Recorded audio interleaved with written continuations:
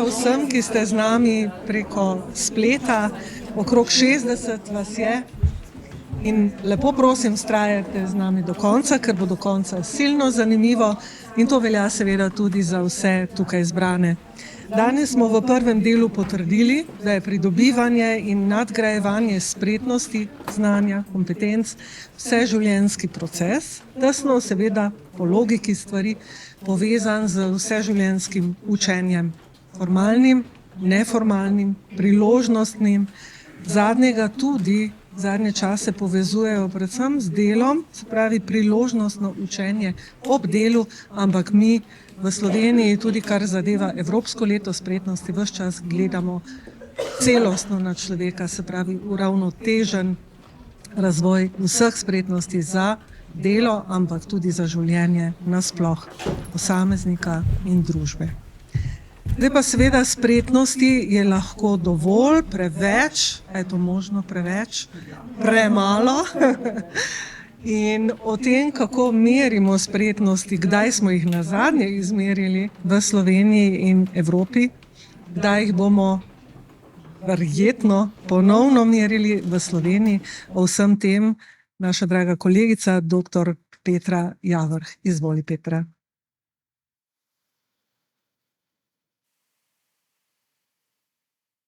Lepo pozdravljeni. Lepo pozdravljeni tudi tisti, ki nas spremljate oddaleč.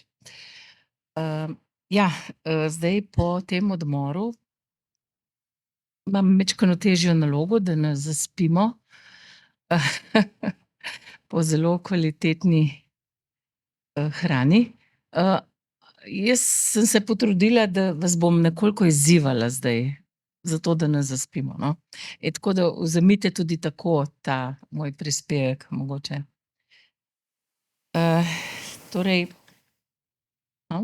Kolegi, če mi lahko aktivirate. Ja, hvala. O čem bom govorila?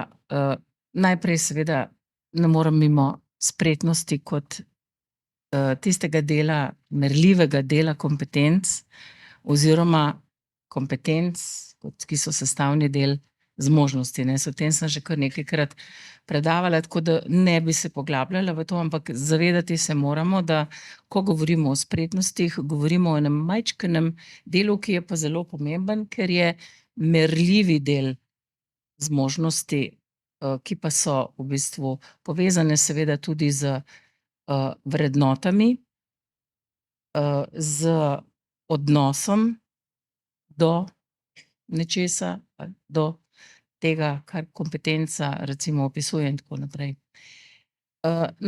Centralni del mojega razmišljanja pa bo seveda namenjen temu, zakaj pa moramo meriti spretnosti. Ne gre za to, ali jih hočemo ali ne, ampak zakaj jih moramo meriti. Nekaj o samem merjenju in pa nekaj dejstev, zelo na kratko, ker mi bo sicer zmanjkalo časa, ampak nekaj dejstev, ki jih je doslej pokazalo merjenje v raziskavi PIAAC prvi krog, kjer je Slovenija sodelovala leta 2014. Zato bom tudi podatke nekako opredelila, da so podatki iz leta 2014, čeprav so bili objavljeni 2016, ampak zajem podatkov je bil v letu 2014. Torej, če se osredotočim na spretnosti, vemo, so prenosljivi del kompetenc in to je zelo pomembno. Namreč, to je tisti del kompetenc, ki lahko torej odgovarja na različne izzive, ki jih ne moremo predvideti. Danes smo poslušali o tem, da je razvita metodologija, s katero napovedujemo, kakšne kompetence bomo v prihodnje potrebovali. Nepredvideni dogodki, kot je na primer bil COVID, pa v bistvu lahko prinesejo neke potrebe, ki jih pa zelo težko predvidimo. Ali pa težje predvidimo, ne. In zato je ta prenosljivost kompetenc oziroma spretnosti zelo, zelo pomembna. Pomembno je to, da je ena pomembna lastnost tega dela, torej spretnosti kot del kompetenc, da so primerne zaradi te prenosljivosti za zelo različna okolja. Torej jih je možno takoj aplicirati v zelo različna okolja. In tisto, kar je pa po mojem mnenju še pomembneje, pa da je takrat, kadar imamo več teh spretnosti razvitih, reakcija na nepredviden dogodek lahko zelo dobra, tudi takrat, kadar so okoliščine zelo zahtevne. No, in tukajle sem na primer navedla, na primer pojav, umetne inteligence, ki je se napovedoval leta in leta, zdajle 2 leti pa ali pa 1 leto, po chatu GTP, pa je cel svet zelo veliko o tem govoril in o tem razmišljal oziroma še razmišljamo o tem, ali bo to na tak ali drugačen način človeka ogrozilo ali ga bo pa pač, izstrelilo novemu razvoju v naročje.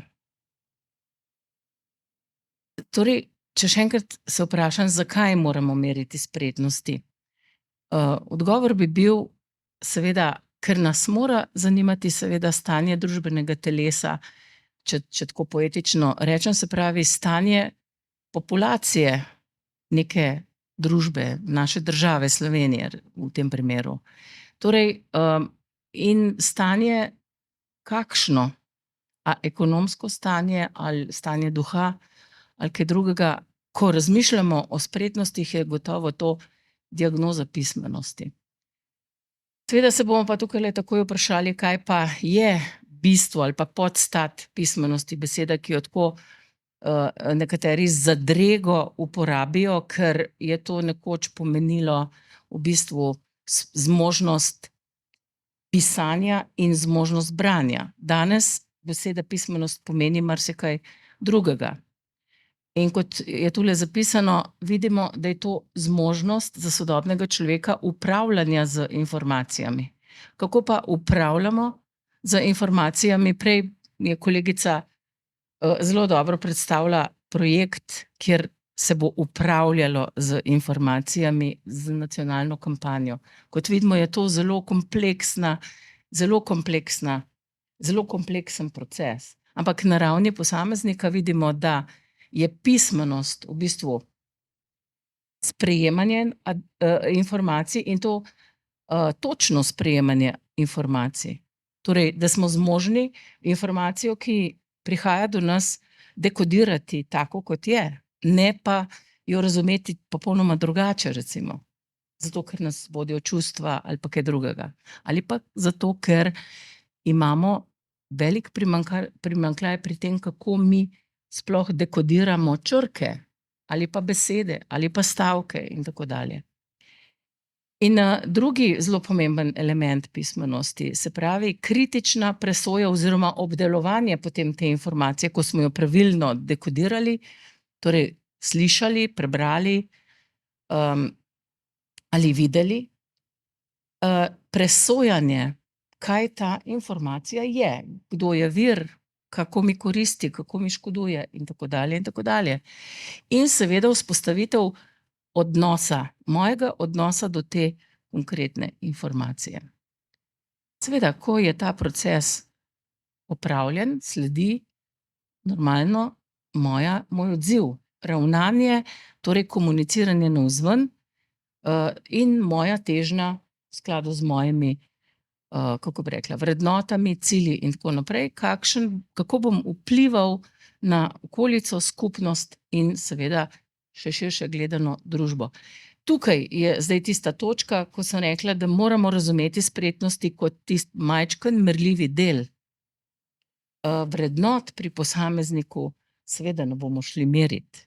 To je, bi rekla, neodtujljiva pravica vsakega posameznika. Ampak vidimo, da tukaj posegamo daleč v integriteto človeka kot takega. Torej, če se še enkrat ponovno zdaj na osnovi tega vprašam, kaj je diagnoza pismenosti oziroma kaj je to ugotavljanje stanja, nek izraz družbenega telesa.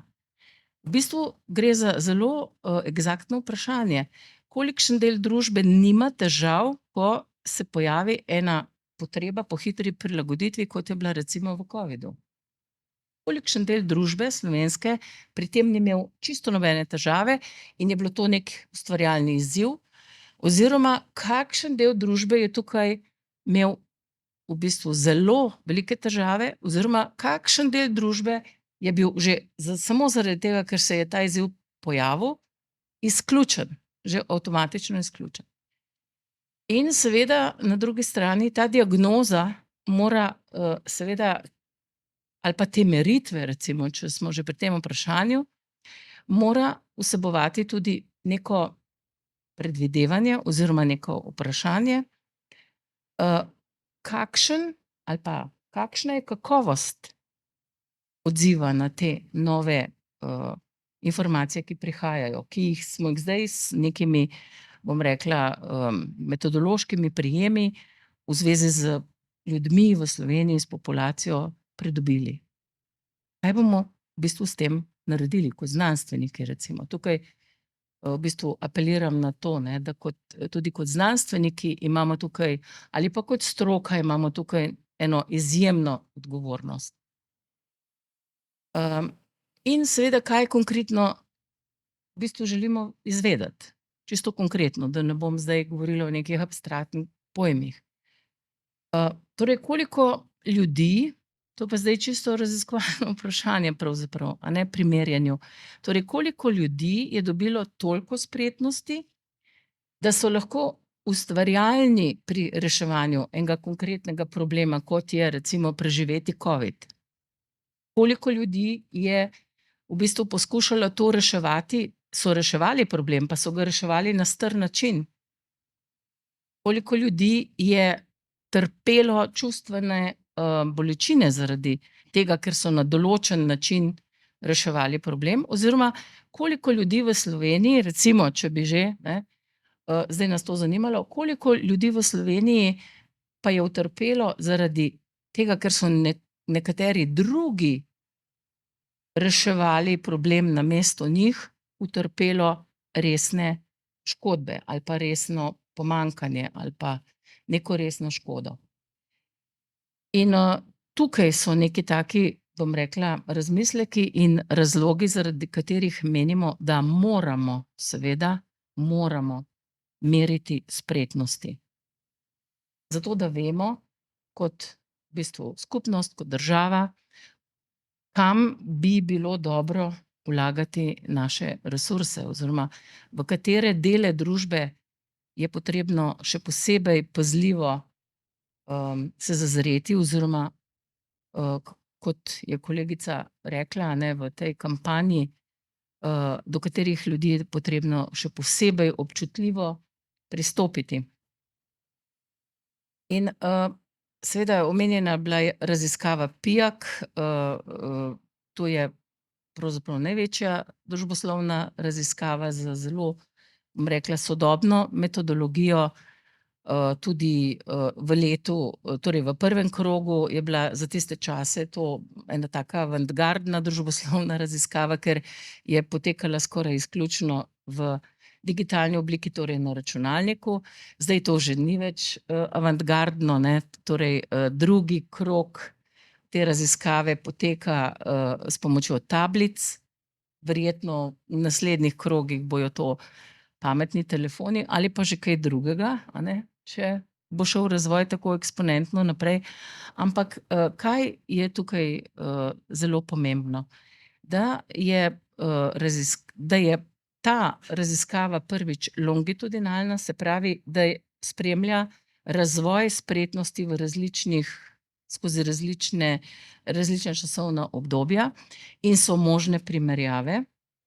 To je zelo pomembno za nas raziskovalce, zato ker lahko vidimo, kako so taki dogodki, kot je bil recimo COVID ali pa še kaj drugega, ali pa recimo podnebna kriza, recimo, da ne bom samo COVID-a omenjala, kako so v bistvu zavrli ali pa morda celo pospešili razvoj družbe tam, kjer nismo pričakovali. In kje je potem zdaj tista točka, kje je potrebno v bistvu v družbi posebej dodajati, bom rekla, plin in kje je v bistvu potrebna zavora, a ne? In recimo prebrala sem v dokumentaciji za drugi krog raziskave PIAAC, da metodologija predvideva, da se v bistvu merijo na nek način tudi odzivi ljudi ali pa odraslih, ko, tukajle sem dala v navednice, ko metoda za dosego cilja ni takoj dosegljiva. Se pravi, točno tisto, kar se nam je zdaj v zadnjih letih velikih sprememb dogajalo, ko v bistvu smo tiste stvari, ki smo jih do zdaj znali, nismo mogli, smo jih sicer vedeli, smo spretnosti neke imeli, utrjene in tako naprej, ampak smo morali v določenem času zelo hitro pridobivati nove spretnosti. In jih ne samo to, in jih med seboj tudi pravilno kombinirati. Torej ne pravilno, ustvarjalno kombinirati, zato da bi neke probleme rešili. No, in z vidika izobraževanja odraslih in pa celotnega vzgojno-izobraževalnega sistema nasploh, mislim, da je merjenje res izrednega pomena, zato ker, kot je bilo danes že večkrat tudi omenjeno, eksaktno lahko diagnosticira podskupine v družbenem telesu, ki so zelo dobro rešile neke probleme, zato ker so imele ustrezne kompetence ali pa ustrezne spretnosti, in tiste skupine, ki tega niso znale, ker pač niso bile opremljene s tem.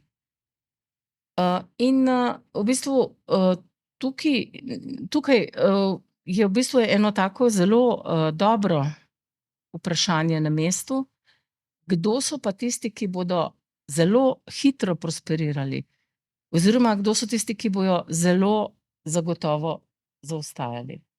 Od tu je potem možno načrtovati tako v izobraževanju, kot tudi na drugih segmentih družbe resne, bi rekla, informirane odločitve. Takšne, recimo, bi vam zdaj en tak primer, čisto ker mi zmanjkuje časa, en tak kratek primer predstavila, kako je mogoče na osnovi nekih meritev, na osnovi nekih podatkov v bistvu priti kar do zanimivih stvari, a ne. V letu 2014, ne, smo analizirali prebivalce z zelo nizkimi dosežki, ki so imeli zelo nizke dosežke na vseh treh spretnosti. Tukajle je recimo so prikazane te spretnosti glede na starost, na starostne skupine, če smo jih razdelili na 5-letne intervale, a ne, celoten vzorec. In vidimo, a ne, kje, kar na oko lahko vidimo, kje pravzaprav, v katerem starostnem segmentu pravzaprav populacije je problem. Pa če recimo, da vam nakažem grafov, rezimiram, a ne.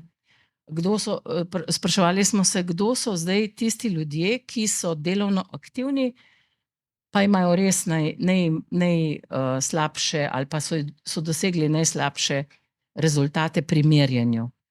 Ne samo oceno, ampak moram tukaj poudariti merjenje, a ne, se pravi, gre za testiranje, tako kot v bistvu naši šolski testi nekoč. Torej, kaj smo videli? Tukajle je samo en zaključek, samo eden izmed zaključkov, teh je tukaj v tem gradivu, ki je tule na sliki, jih lahko preberete še več. Ampak recimo, ko se zdajle zelo veliko, izbrala sem ravno to branje, ne, kot en tak slovenski problem, ker se zelo veliko zdaj v zadnjem času govorilo o tem. Ja, to so točno tisti, ki imajo zelo malo knjig, in tisti, ki imajo v bistvu problem jezika in sporazumevanja, a ne. In kaj smo sklepali na osnovi podatkov? Da v bistvu je domače okolje pri teh ljudeh, ki so dosegli zelo nizke rezultate na vseh treh spretnostih, kot je matematične spretnosti, besedilne spretnosti ali pa digitalne, ne, da v bistvu je to okolje nevzpodbudno. Knjig ni, tudi, ko bi rekla, vrednota učenja ni zelo, bi rekla, med najboljšimi, a ne. In ravno ta situacija, tako sklepamo, glede na teoretične izsledke, ne samo pri nas v svetu, da k temu hitremu usihanju besedilnih spretnosti prispevajo delovna mesta, ki so nezahtevna, kjer ni branja, kjer ni nobenih spodbud, kjer bi ljudje v bistvu potrebovali sploh karkoli intelektualnega, ampak gre za neka manualna, preprosta dela, kar smo prej videli, a ne, na enem od grafov predhodnika, da v bistvu so to tisti poklici, ki bodo dobesedno čez, ne vem, toliko in toliko let praktično nepotrebni.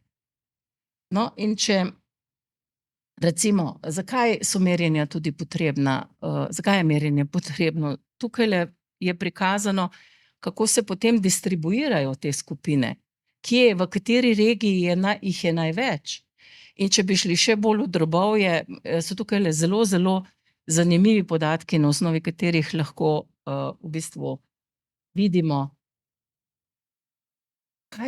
katera so tista področja ali pa tisti ukrepi, ki bi bili potrebni, da se tukaj kaj spremeni. In to se seveda zelo navezuje na to, da ne samo s kampanjami, potrebno bo, seveda bodo tudi premisleki, strategije, konkretne strategije, kako priti čisto v konkretna lokalna okolja. Kajti vidimo, da odgovori samo na nacionalni ravni ne bodo dovolj.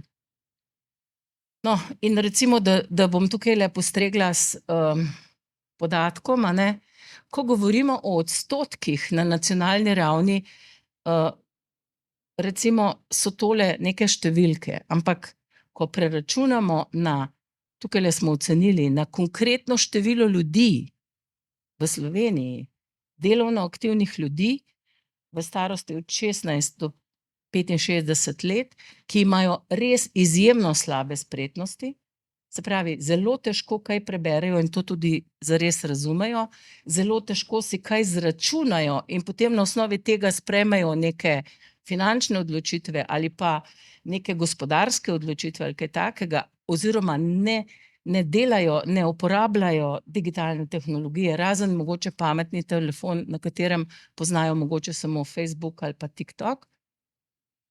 Torej, teh ljudi ni tako zelo malo. In če resno vzamemo podatke, ki so bili prej rečeni, da šteje vsak odrasli in da imamo premalo delovne sile, je tole kar alarmanten podatek. Torej, dela za nas izobraževalce v bistvu je zelo veliko. Na tej točki bi mogoče zaključila, da ne bom predolga, ampak ena stvar, ki se mi zdi mogoče še zelo pomembna, je pa tole za tiste, ki so morda skeptični in pravijo, ne, spretnosti ni potrebno meriti. Ja, takrat jih ni potrebno meriti, kadar imamo zelo močne hipoteze iz nekih drugih virov in lahko so ti viri zelo relevantni, kadar ne želimo vedeti, kakšno je stanje, kadar ne želimo ukrepati, ali pa tudi takrat, kadar nimamo dovolj intelektualnih moči, da bi presodili resnične okoliščine, ki so se nam zgodile. In v bistvu razumeli, kaj nam je storiti. Ki bi končala. Hvala lepa.